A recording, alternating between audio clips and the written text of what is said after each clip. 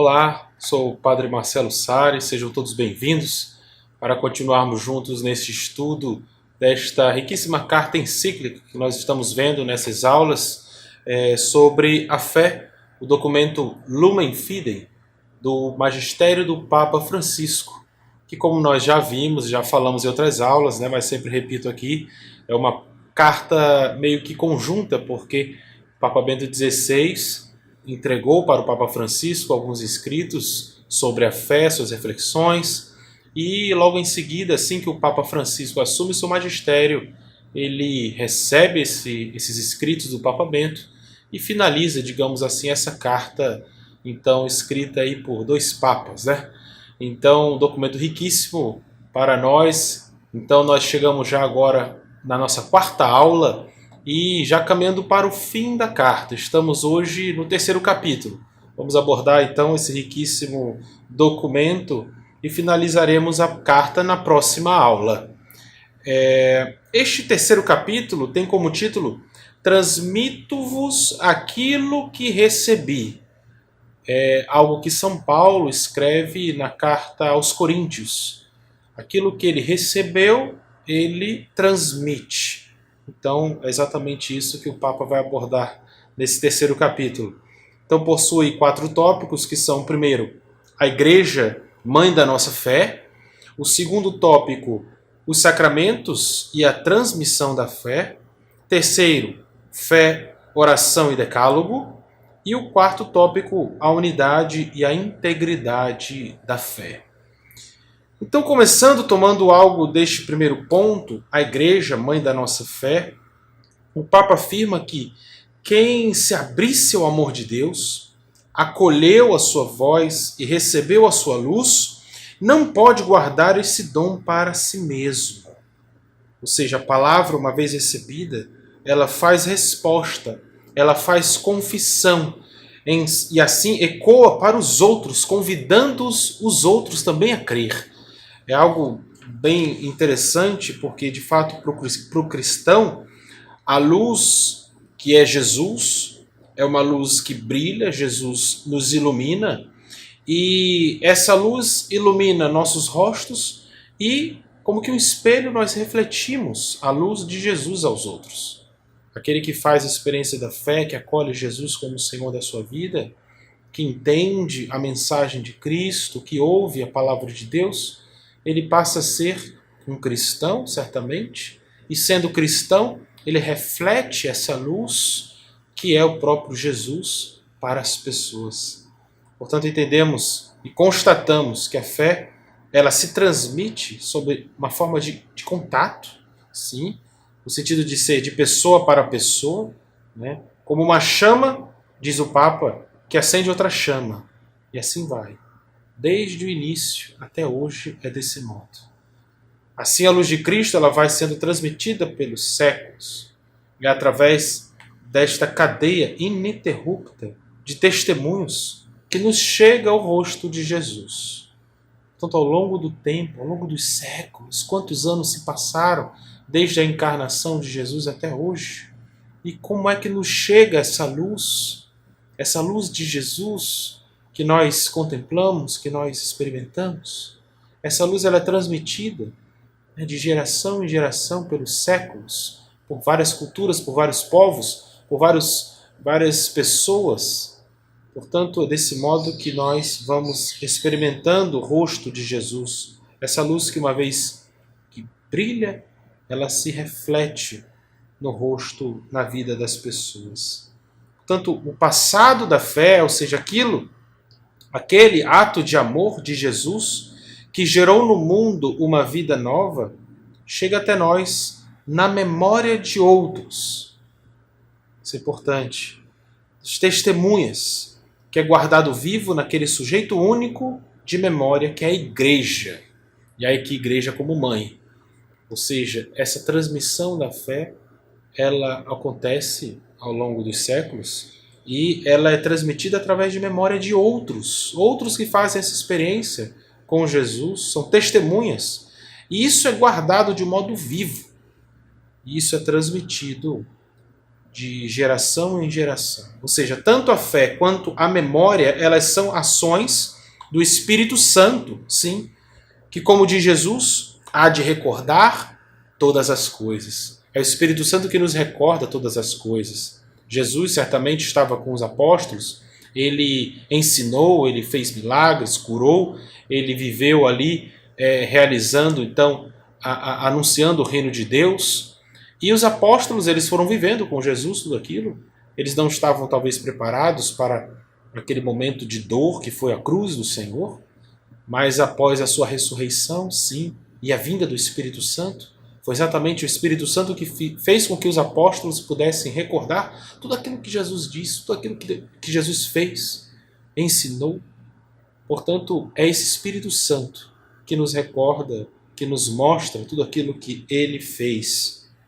Ou seja, é o amor, que é o Espírito Santo, que mantém unidos entre si todos os tempos e faz-nos contemporâneos de Jesus. Por isso, meus irmãos, é importante a nossa experiência, a nossa relação com o Espírito Santo. É o Espírito Santo. Quem faz a experiência com o Espírito Santo é como se estivesse ali e está mesmo unido a Jesus. É uma experiência que nos une àquela experiência dos discípulos, aquelas experiências primitivas da igreja ali nos primeiros séculos.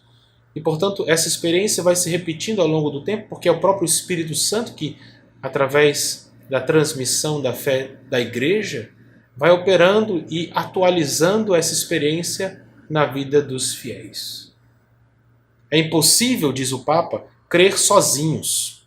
A fé não é uma opção individual, não é uma ação da interioridade, onde o eu se isola de tudo para se relacionar apenas com um tu divino.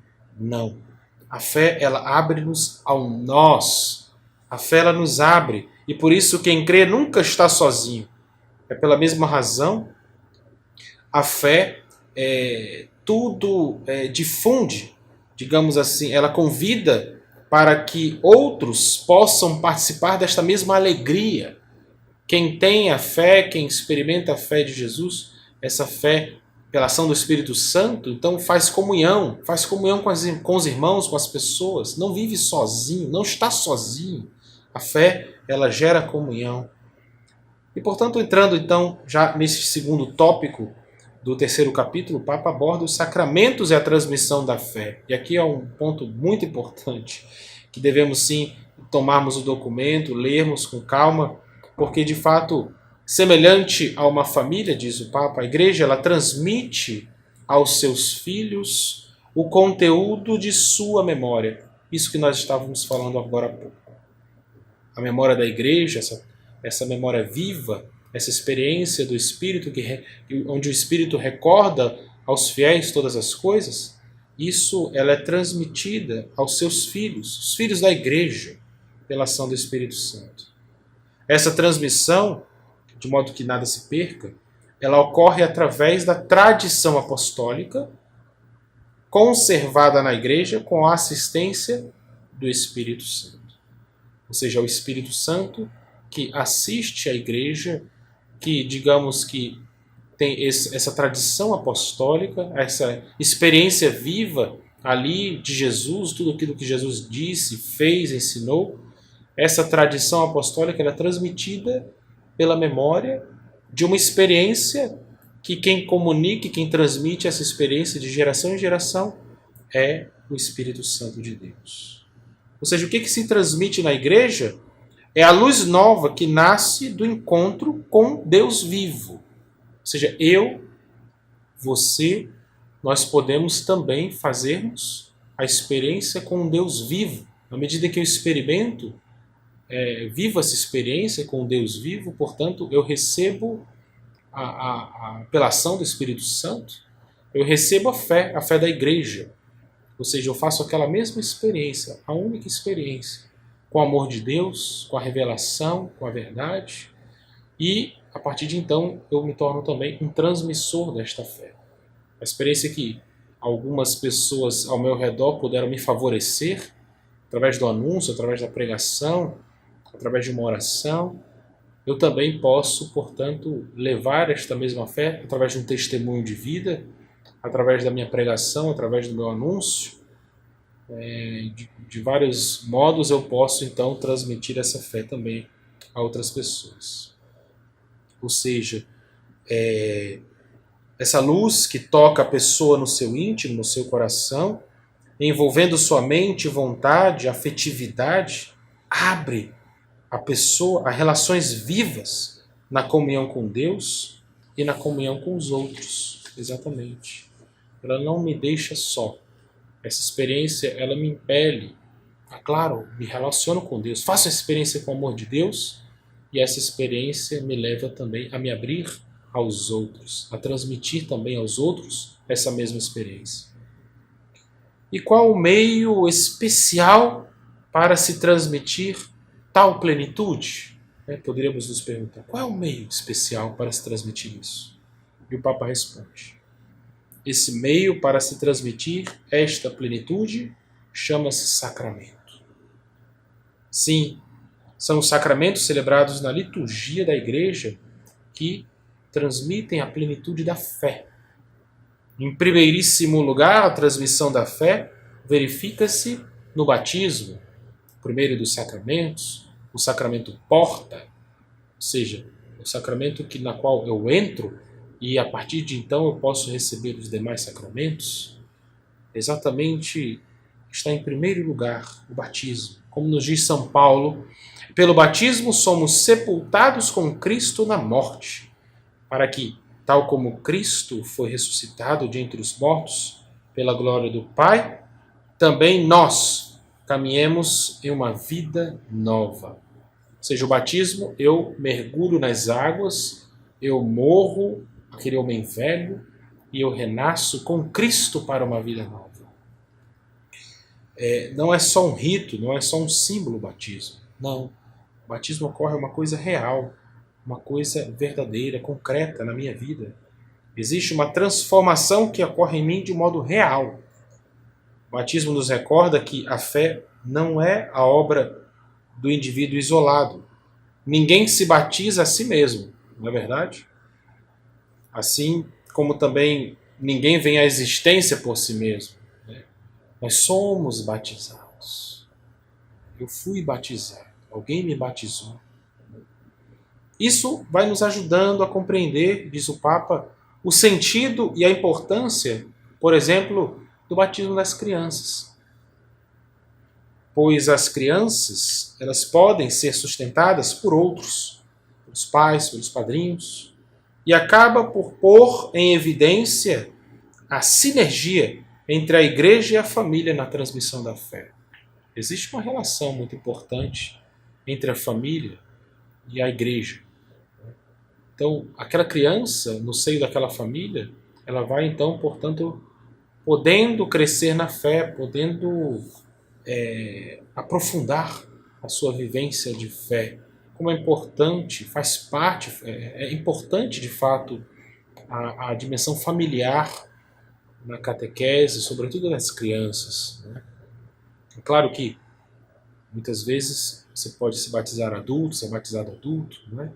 Isso a gente entende, a gente compreende, mas levando em consideração que o Papa está aqui tocando o ponto sobre o batismo de crianças, aquela criança que é batizada é muito importante para aquela criança estar também num seio familiar católico que transmita a fé. Por isso a importância da família na transmissão daquela fé. Santo Agostinho ele nos recorda que os pais eles não são chamados a gerar filhos para a vida somente, mas levá-los a Deus. Exatamente isso que estávamos colocando aqui.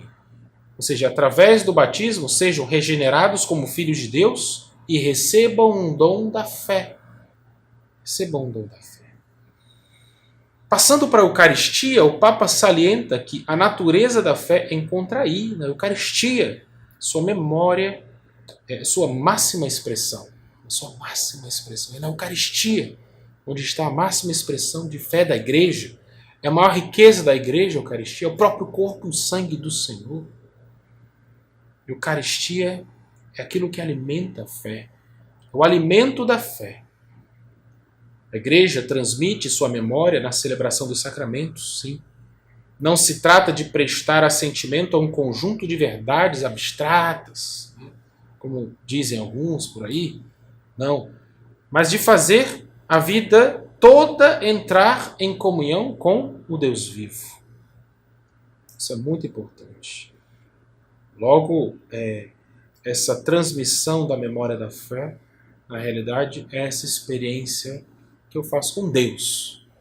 Não posso simplesmente querer absorver conteúdos intelectuais. Fica uma coisa muito abstrata, mas a fé envolve a pessoa inteira. A fé envolve a pessoa como um todo. É isso que o Papa está querendo reforçar aqui. Mas já passando para o terceiro ponto do nosso capítulo, o Papa trata da fé, oração e decálogo. Ou seja, brevemente o Papa irá abordar alguns elementos que são essenciais para a transmissão da fé, ou seja, que é o Pai Nosso, a oração do Pai Nosso, e também o decálogo. No Pai Nosso, o cristão aprende a partilhar a própria experiência espiritual de Cristo e começa a ver com os olhos dele, de Jesus. Rezar com o Pai Nosso é algo fundamental, muito importante, porque isso me faz compreender realmente a oração que o Senhor nos ensinou. Eu aprendo a rezar, como os discípulos clamaram a Jesus: Senhor, ensina-nos a rezar. E Jesus diz: quando rezardes, dizei: Pai Nosso, que estais nos céus. E aí segue a oração do Pai Nosso. Ou seja, nós podemos, pela oração do Pai Nosso, entendermos bem como Jesus vê as coisas, como Jesus reza, como nós devemos rezar. E já no Decálogo encontramos mais um conjunto, na verdade nós não encontramos um conjunto de preceitos negativos, presta atenção, mas sim indicações concretas. Indicações concretas para que eu saia de mim mesmo e entre em diálogo com Deus. Ou seja, o Decálogo deve ser entendido como um caminho de gratidão, um caminho de resposta, é um caminho. As 10 leis, as 10 palavras de Deus, Decálogo, as 10 palavras, elas são para mim um caminho, não são simplesmente verdades, conceitos abstratos. Mas eu tendo diante de mim aquele norte, eu vou caminhar, eu vou me pôr a caminho. Ali está um caminho na qual eu devo seguir.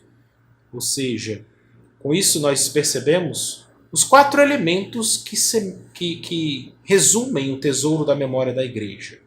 Aquilo que ela transmite, ou seja, a confissão de fé, a celebração dos sacramentos, o caminho do Decálogo e a oração.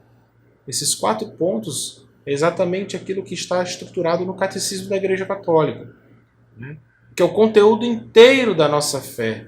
Tudo que a Igreja é e tudo aquilo que a Igreja acredita. Então, está sintetizado, digamos, resumido, ou condensado nesses 4 elementos. E a gente também volta a dizer como é importante termos em casa o catecismo, lermos o catecismo da Igreja Católica. Ali está tudo que a Igreja crê, tudo que a Igreja ensina. Muito importante a leitura também do catecismo da Igreja.